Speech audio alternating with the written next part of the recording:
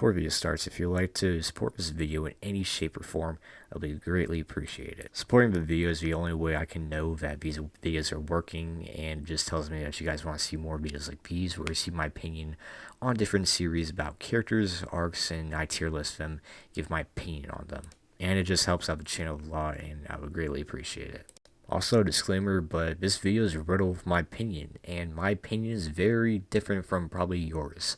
So feel free to disagree. Honestly, I couldn't really care less, but I feel like I should just have this at the beginning of the video because I feel like people are going to take my opinions the wrong way. Because the first way I've experienced One Piece is through the anime, and I've only been reading the manga for about a year now. So don't take my opinion the wrong way. Don't take it as fact. This is simply the opinion of a newer viewer of One Piece, and we all love One Piece, so I feel like my opinions will hopefully bring a new discussion or light under the table for basically what these arcs mean and how I feel about them. With that said, let's hop into the video where I try to rank every arc in One Piece. With Romance Dawn.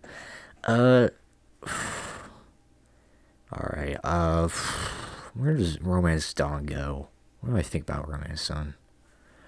Honestly, I think it's a good C. I feel like Romance Dawn has enough good moments to make it memorable. We get Luffy's backstory, the introduction of Kobe. We see his first fight with what is her name? It was a fat lady. I forget her name, but Alvida. He wins against her. Romance Dawn. And it doesn't seem like Shelltown's on here, but if Shelltown's also on here, then I think it's a good enough candidate to put it on C rank. So good start out with a pretty good arc in my opinion.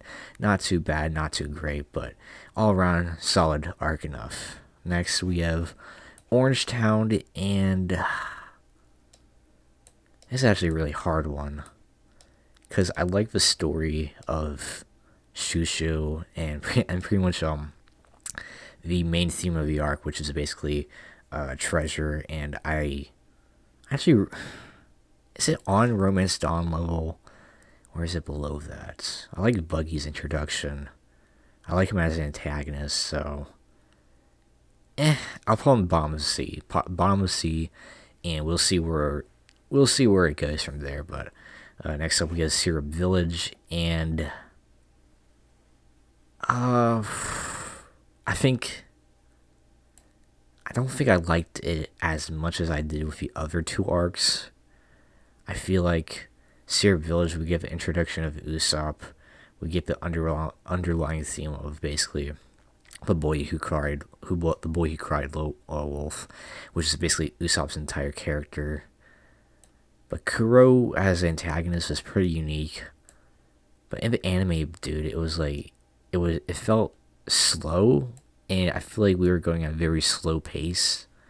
And honestly, I feel like I just didn't really enjoy that much as I did the other two arcs, so probably D is a pretty good one. Baratie A, this is widely received to be one of the best arcs in all of One Piece, so I could see why. I could definitely see why. But I feel like on my first go around, it didn't really hit home with me as much as it did with other arcs. I don't really feel like this arc made me a One Piece fan, but there's like a certain arc that we'll get to, which really did make me a One Piece fan, and I'll tell you guys when. But Baratie A is a pretty solid arc. Doesn't really do that much wrong. It's pretty standard. Actually, it's not really standard. It's above average. I feel like B is a good enough spot to put it at, and I guess I just really think it's a very standard, very standalone arc that you can watch and pretty much enjoy it all around. But it didn't really hit home with me as much as like other arcs did. So yeah. Next up we have Arlong Park, and I think Arlong Park, it's kind of like the same thing with Baratie A. Everyone says if you don't like One Piece until like Arlong Park, but just drop it. I disagree with that, but I can see where people come from. You get most of the emotional moments and what One Piece is all about, and you of course get Nami's flashback with Bellamy, not Bellamy. It's like, what's her name? It's like Bellatrix known as Harry Potter. Bellamere. Oh, Bellamere. Yeah, Bellamere. It took me a while, but Bellamere. But yeah, it didn't really hit home with me. Arlong as antagonist, I actually really liked. I feel like he's the best antagonist in all of East Blue, no question about it. I know everyone says Don Krieg is pretty good, but I heavily disagree with that. I feel like Arlong brought a lot of world building about the Fishmen into it, which would inspire the Fishman Island arc, and we get to see him in a very bit with Fisher Tiger's backstory. Honestly, I feel like Arlong as the antagonist, he really introduces a new level of One Piece into the One Piece story. I feel like this is where Oda finally, I wouldn't say he reached a level of world building that I would say as he would later on do, but I feel like Arlong is kind of the predecessor to what Oda can do as a world building author, because that's what I consider him to be. So I feel like a solid above top of B. I feel like that's good enough. Yeah. Next up, Logtown. This is actually pretty easy. I think it's high C. I don't think it's on the level of, I would say, Baratie or Arlong Park. We get a lot of introductions to Smoker, Luffy's dad, Dragon, basically. And we get to introduce a lot of figures that would play a major role in later One Piece. And I feel like this arc doesn't really have a central antagonist. It's more about, I guess, recollecting the group. We give an introduction of, it was like Meto grades, where we get introduced to a bunch of different swords, which would later play a huge role in Wano. And yeah, it's just a very solid arc in my opinion. Yeah, I would say C is the standard, D is the below average, and the B is above average. A is great, S is basically God tier. But yeah, I think that's how I'll do it. But next up we have Reverse Mountain, I think. And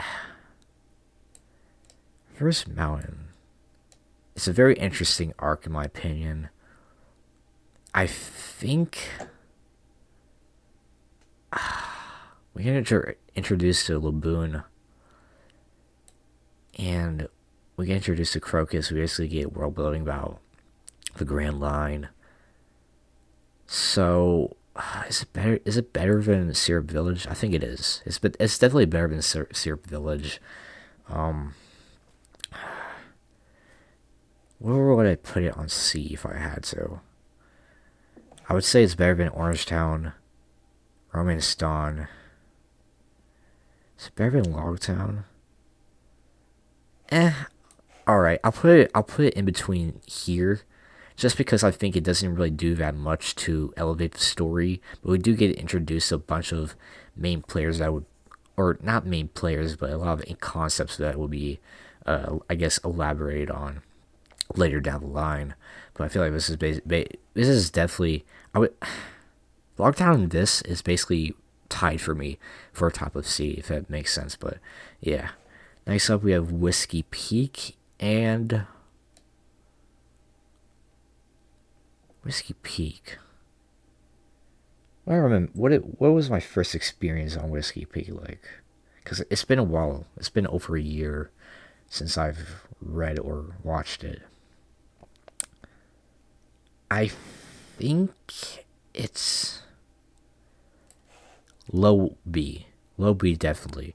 We get introduced to Robin, the main, or I shouldn't say the main, yeah, the main antagonist group for, I guess, Alabasta. And we get introduced to Vivi. No, we actually get introduced to Vivi. Yeah. Alright, then I'll put, was it Reverse Mountain? Because I completely forgot that we get introduced to Vivi in Reverse Mountain. So yeah, I'll put it up here.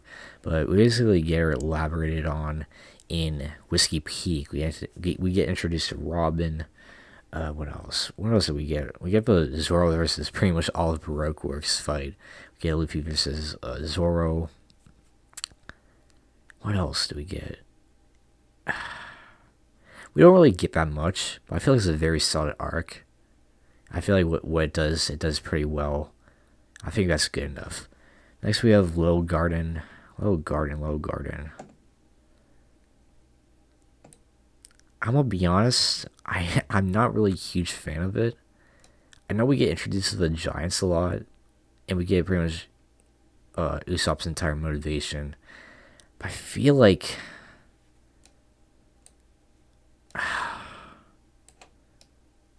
Dorian Broggy. What else? I like Miss Golden Week. She's probably my favorite out of the bunch of Baroque Works members. It's better than Orangetown. I guess. Yeah, it's a good spot. I feel like it's better than Romance Dawn, Orangetown. Yeah, but I don't think it's better than Logtown or Reverse Mountain. I feel like it's a very solid arc in my opinion.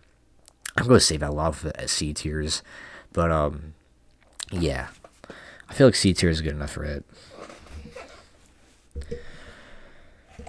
Drum Island, dude. Drum Island. This is so you know how I mentioned earlier in the video that there's one arc that got me into One Piece, made me a One Piece fan. It was Drum Island.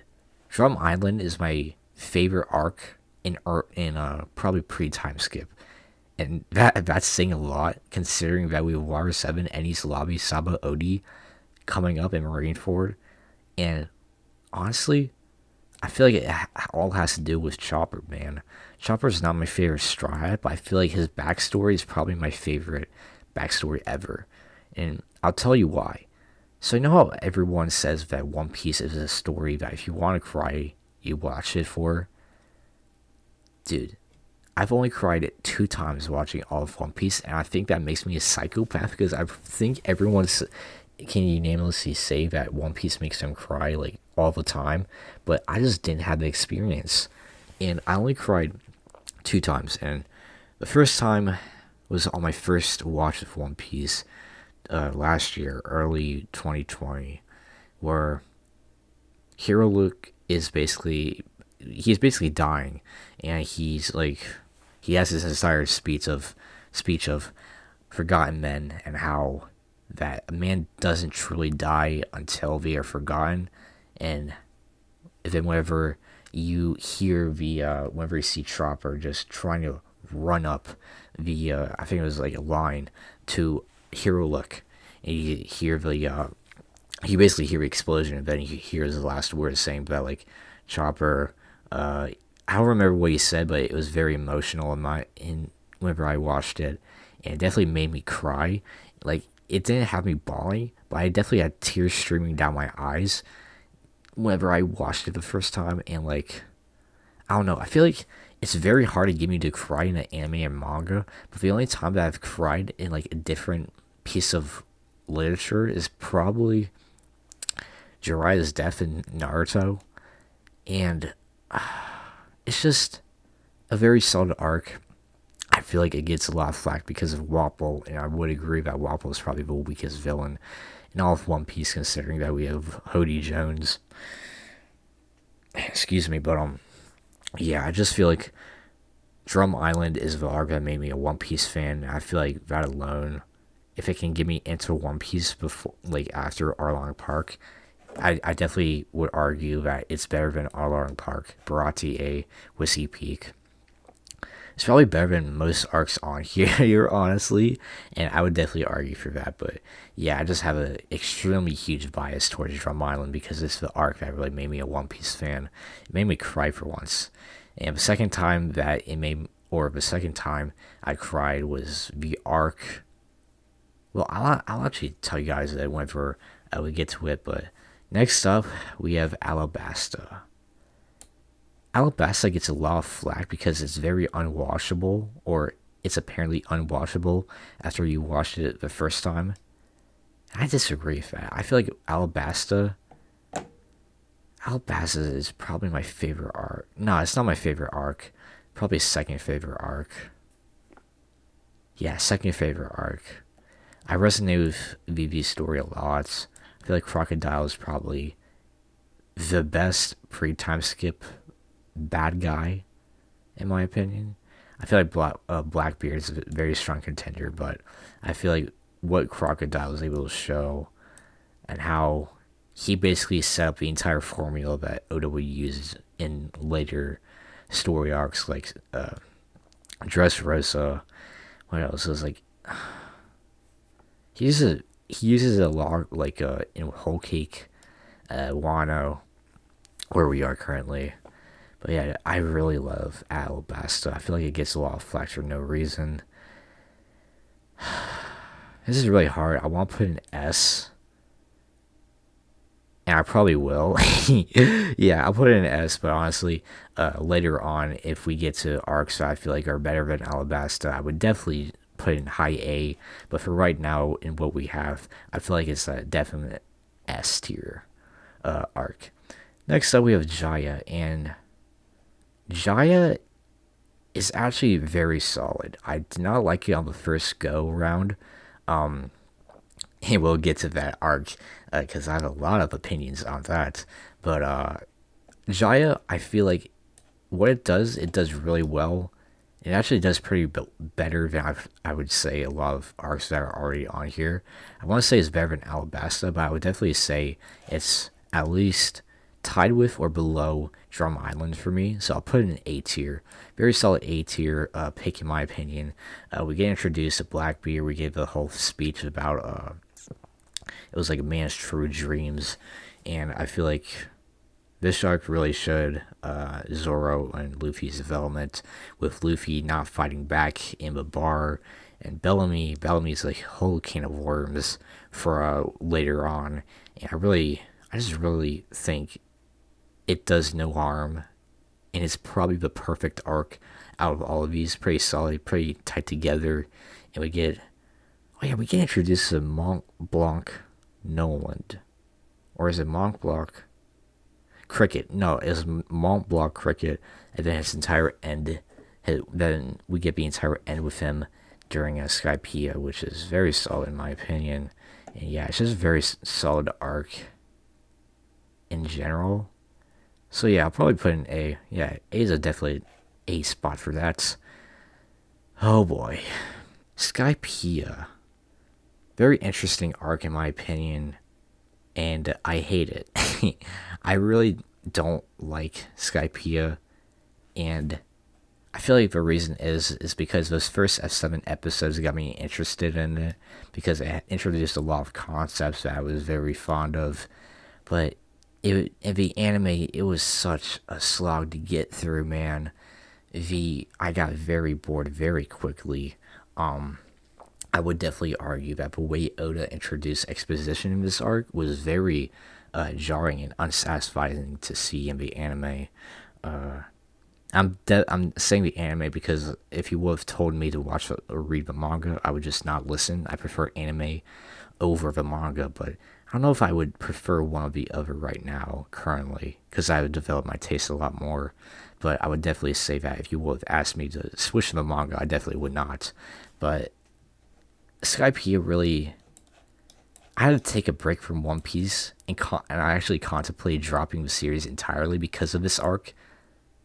And I was gonna do it, but then totally not Mark, great guy. I actually really like his content, but he dropped his Skypiea video. It was talking about how good the arc was, and I was contemplating dropping it. And then a bunch of my One Piece friends, told me to just get through it. That the end of Skypiea is legendary. I tried watching more episodes. I was not intrigued. I think Eneru is a very solid villain. He's a very solid villain. I don't feel like he could have saved the arc for me. And I ended up just not watching Skypiea. I actually have not went back to rewatch it at all, like I had done with a bunch of these other arcs. I feel like I skipped Skypiea. Hate me if you want to, but I feel like if I was watched all of Skypiea, I would have hated One Piece. So I guess that's something to say. But Skypiea, I have a very strong distaste for it. But I feel like what it does, I feel like the exposition is definitely there. I feel like Good moments are there. It's just it's just such a slog to get through. I feel like it's high C. It's high C. Hate me. You can definitely hate me for having that opinion. I couldn't really care, but Skype was just a definite mess for me. And yeah, it's probably the weakest formatted arc Oda has ever done. And I hope that he definitely has learned how to do exposition right. And I feel like Skype is a testament to how not to do exposition, especially if it's in the anime. But I heard it's really good in the manga. Then I haven't gone back to read the manga yet. Probably won't. But on first viewing, it definitely had a distaste in my mouth for what an arc is in One Piece. Now we get on to the actual worst arc in One Piece. This one was horrendous. David Back fight, I did not like. There's not a single thing that I can say that made me like this arc at all.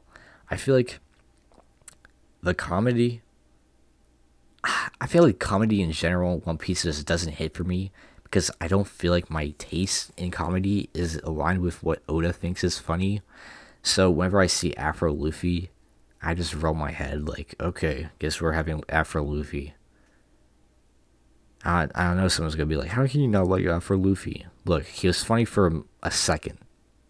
And then it just got really annoying. But yeah, I feel like what this I'll probably just put it low D because I feel like the thing that's saving it is because Zoro and Sanji actually team up to take on the what is it called? Like they fought 3 giant dudes. I don't remember names. I don't really want to. But I heard that in the anime they put in a lot of filler, so on my first viewing I definitely had a huge distaste for it. So I guess I should rewatch it or reread in the manga, but honestly, I probably will. But on my but going off of the anime, just wasn't that good. Definitely worst arc in One Piece. Now we can actually move on to a very well made and well written arc. Water 7. Water 7, in my opinion, easy S. I feel like we can get Enies Lobby done easy. I prefer Enies Lobby over Water 7 just for a simple fact that we have Robin. Most of her development comes from the end of Enies Lobby. I think, hold on, is this post Enies Lobby?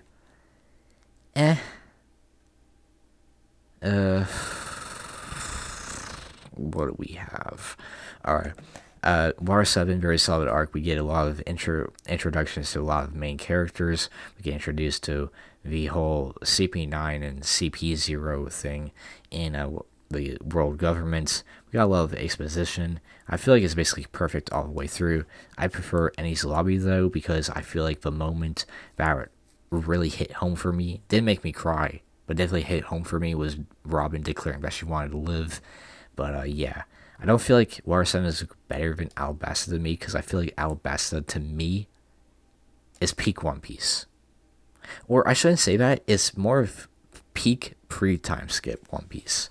I feel like Enies Lobby has definitely hit that mark for me, but I feel like Water 7 just didn't hit it for me as much as it did for other people. And I don't think the twist of a Galley Law people being part of CP9 hit as hard as like a weekly viewer would. But honestly, I couldn't really care less. These all are really well made arcs. Honestly, I just have no problems with them. Post Enies Lobby, easy A. In fact, it might actually be better than Jaya in my opinion. We got introduced to Garp. We get introduced to a lot of main concepts like the Yonko reintroduction of Kobe as the what was he called? He was like a cabin boy. Yeah. Well, not a cabin boy, but he was like a soldier as under Garp or trainee under Garp. I definitely feel like what we get in post Enies Lobby is super underrated. Plus, we get the Shanks versus Whitebeard section, which is phenomenal. Also, Ace versus Blackbeard, where we get basically the domino effect for basically what happens towards Marineford, and it's just really good. It's so good, dude. Yeah, it's just a really solid arc. I don't really have any problems with it. I think it's better than Jaya. Uh, but yeah, next up we have is that Thriller Bark. Uh, so this is going back to my conversation about One Piece comedy. I don't find it funny. I think whenever you say you don't find One Piece comedy funny, then you just have shit taste in, I guess, comedy in general. But honestly, I feel like Thriller Bark, is it better or worse than Skypiea? Because that was the art. Hold on, because Thriller Bark, I definitely watched the entire way through, unlike Skypiea. So does that make it less boring than Skypiea would be? Because we get the, yeah, definitely. High C, definitely better than Skypiea in my opinion. We get the entire Zoro, uh, or I should say, nothing happened moment, which is in my opinion, one of the most legendary moments in literally all of manga in general. And yeah, it's just, I feel like it would be a below average, but for the fact that I've watched it the entire way through once and twice, I feel like that says a lot towards how I was feeling. I definitely don't like the comedy in it. I feel like that's okay because I don't think I have to like the comedy. It's just it's just there. It's just smack dab in the middle of two of the greatest arcs ever in Sabaody. So I feel like that's a good transition onto Sabaody, and I feel like it's top of A, top of A definitely. I feel like it's not better than Water Seven, Alabasta, and East Lobby. I feel like,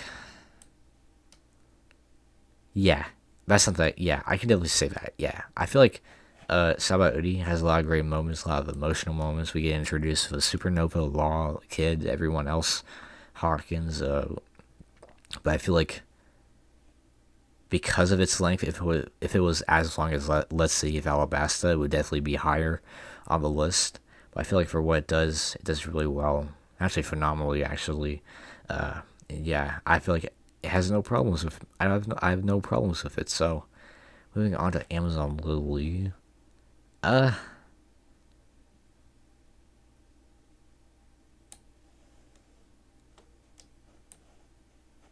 Top of D for me. I feel like I don't like Boa Hancock. I actually despise her character because her people say she develops, but she only develops for Luffy, and honestly, I don't really consider that development. I guess you could half-sided development, but I mean like I don't like Bo Hancock. I mean like probably the saving grace for this arc that's probably saving it from being as worse than what's it called? Davy back fight is probably the fact that I think I think this is a good transition arc into Impel Down, but that's just it. I can't really say anything good about this arc. I feel it's very below average, but honestly, I feel like you don't have to be average to be good, or something like that. It's something weird. I don't hate this arc, like I do Davy back fight, but I don't think it's good either. So yeah, below average in my opinion. D tier. Impel Down. Impel Down. Uh, that is such a weird arc because I don't really remember it, but I feel like Impel Down, for what I do remember, definitely better than Water Seven. What else? We get the ending to Impel Down with the entire, I guess. We get the Bon Clay sacrifice, which I think was really good, really well done, actually phenomenally. We get introduced to the revolution, or we get part of a revolutionary army through Ivankov. What else do we get? We get a lot of introductions or reintroductions in this arc because we get Buggy, we get Crocodile. I love Crocodile. Bon Clay too.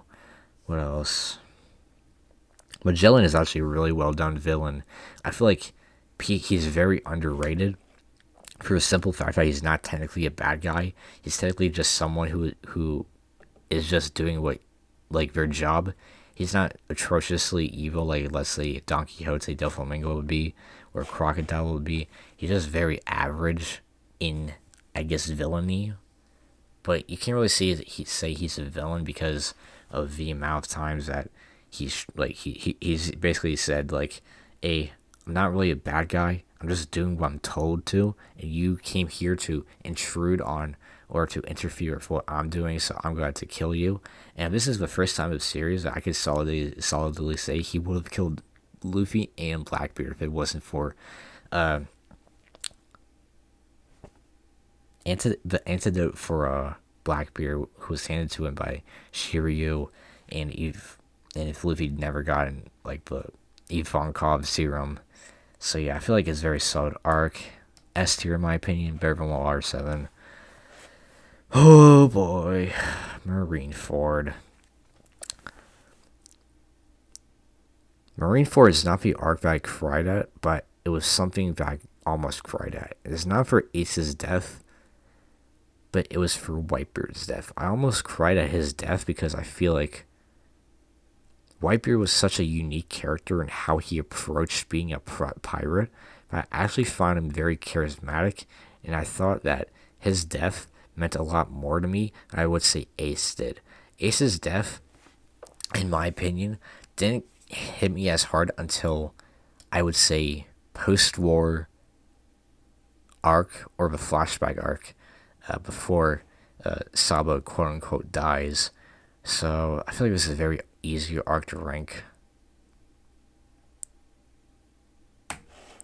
I would say it's right there. I don't think it's better than Enies Lobby, for the simple fact that I feel like the emotional moments hit harder in this arc than they do in here. And yeah, I feel like that's a good way of putting it. I feel like the emotional moments here, while they do hit hard, I feel like they hit harder in other story arcs that make those arcs equally as better, if not on the same level as I would say Enies Lobby would. So with that, let's move on to a post-war arc, the arc that made me cry a second time. And the time that it made me cry was, I think, hold on, whoa, I need to rethink what was in that flashback, because I feel like the end of the arc where we see Ace and Luffy standing on the shoreline saying that he will never die, I feel like that was the moment that made me cry, or it did make me cry, for a simple fact of I had to know that Ace would never know that Sabo would be alive, and I feel like, yeah, that just hit really hard. Right there. That's a good place, in my opinion. Better than Jaya, better than Post Enies Lobby, but not better than Drum Kingdom Sabaody for me. So yeah. Next up, we have Return to Sabaody. Bottom of Sea. Bottom of Sea, yeah. I could definitely say that. Bottom of Sea, because I feel like Return to Sabaody is a very weird arc in my opinion, because we get introduced to all the old Straw Hats, but we get this weird plot line with the fake Straw Hats and Caribou. It could have been a lot more better than I think it was. So I feel like it's very average. I don't think it's better than Orange Town or Romance Dawn. So I feel like bottom of the sea. And also, I'll probably put Thriller Bark, Skypiea, move this down to F. And yeah, that's a very good place. Yeah. That's actually a very good placement, in my opinion. For yeah, I'll give Skypiea the credit for what it has done, but I feel like its bottom of B is good. I feel like where Thriller Bark is pretty solid too. As for the solid fact that I despise Fishman Island as pretty much the same thing as I despise Skypiea for. I feel like the Fisher Tiger flashback is the best thing about this arc, But that's only like 2 episodes of the anime, or 3. We get introduced to Koala. Hody Jones was whack as fuck, dude. I did not like Hody Jones at all. I feel like he's a terrible villain, one of the worst in the entire series. And I think it's bottom of D. It's bottom of D, honestly. Yeah, I feel it's bottom of the D. Yeah, I could definitely say that. Alright, now we have Punk Hazard. Alright, I definitely feel like this is the arc. Hold on. What was in Punk Hazard? I forget. We get Caesar Clown. We get Law cutting the entire island to half. That's really it. Considering that this arc is like right after Fishman Island, I feel like it's very, very, very dragged out. I feel like it definitely overstayed its welcome. The running sound effect in the anime was horrendous. Caesar Clown was whack.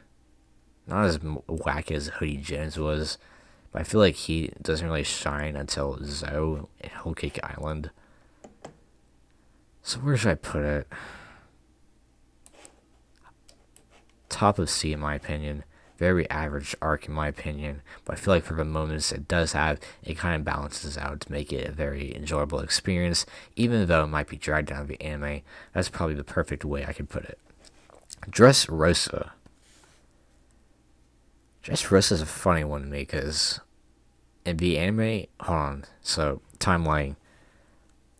I watched Skypiea probably late of June of last year, and I started. I think it took me all the way until Dressrosa, which was in November of last year. I remember taking an entire month off because of how boring Dressrosa is, dude. It is horrendous. You can barely get through, I don't even know, 15 episodes without being bored to hell. The tournament arc was so dragged out for characters that I just did not care for. Doesn't help the fact that I knew that they were all going to join the Grand Fleet because it was spoiled to me. And the Birdcage, dude. The Birdcage was so dragged out and long for no unexplained reason, dude.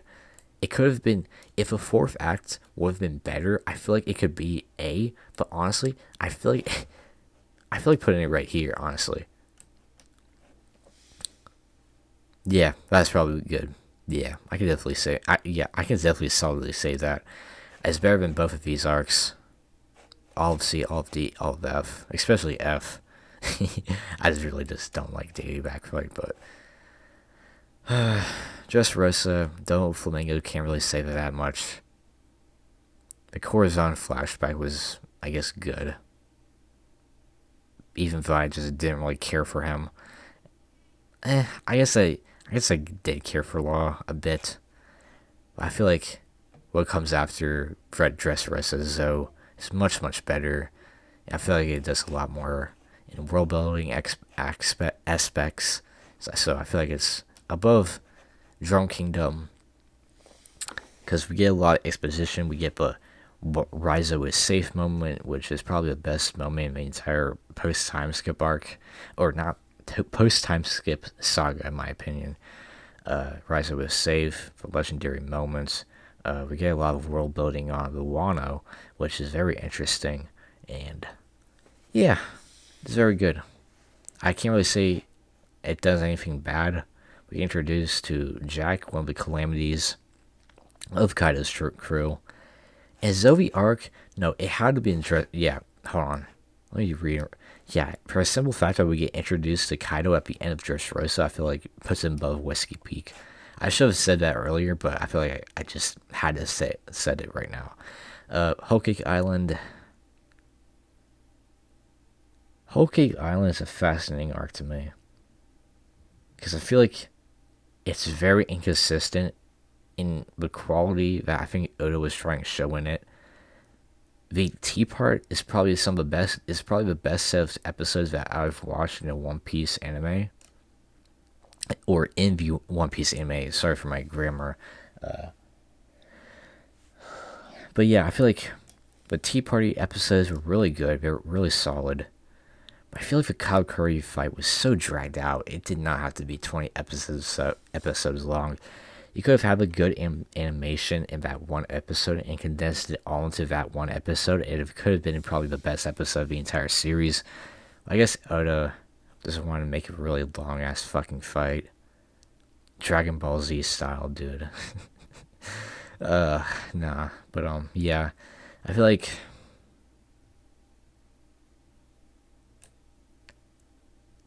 like yeah, it's right there. Definitely right there. I can't say it's better than Drum Island for a simple fact that I did not care. I actually do not like Sanji at all. I feel like I just don't like the, I think, horny character in an anime. And I don't like that he womanizes a bunch of people. Honestly, I feel like I don't have to, but I just don't. I just think the Drum Kingdom emotional moments hit harder than I would say this arc does. All right, now we have Reverie, second last arc. Let's go. Reverie is a weird arc. It's so short that I can't really say it does anything wrong. But I can't say in those chapters I was really hyped for anything besides Shanks's reveal. And that big straw hat for some reason. I don't know.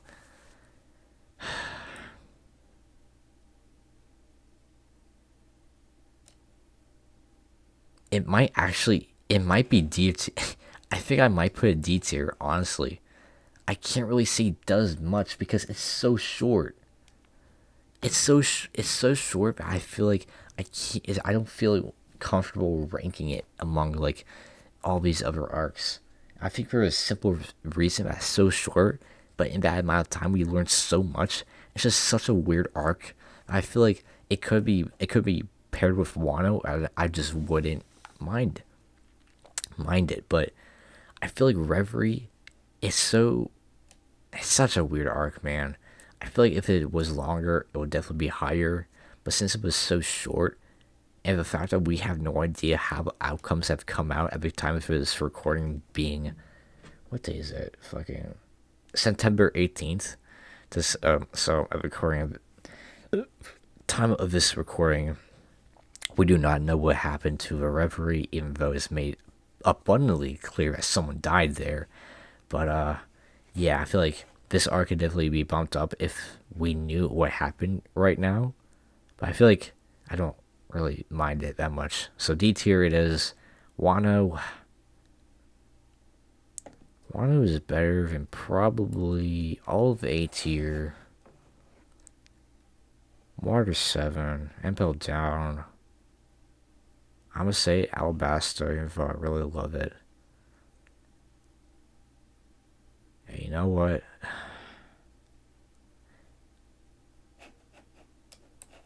It's probably the best arc in One Piece, in my opinion. Nothing really comes close to. I feel like what Oda has had 10 years of building up his entire arc. I feel like if it flops, it's gonna flop very, very hard.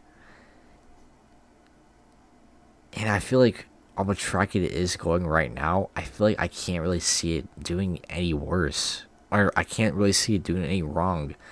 I feel like the emotional moments that we're going to get at the end of the arc could be better than ones at Enies Lobby, but that's just wishful thinking. But what we have right now, I can say firmly, is that Wano is probably the best argument in all of One Piece. Yeah, that's I think I can definitely make the argument for that. 10 years of build up. If it flops, it's gonna flop hard. But I can't really say it's gonna flop hard because we aren't at the flopping point yet. But yeah, that's probably the tier list. Is there anything else I had to rearrange? Anything else? Nah. Yeah. That's that. This is probably my tier list. Yeah. All right. So to go from F tier to S tier, we have Davy back fight. Very long and boring.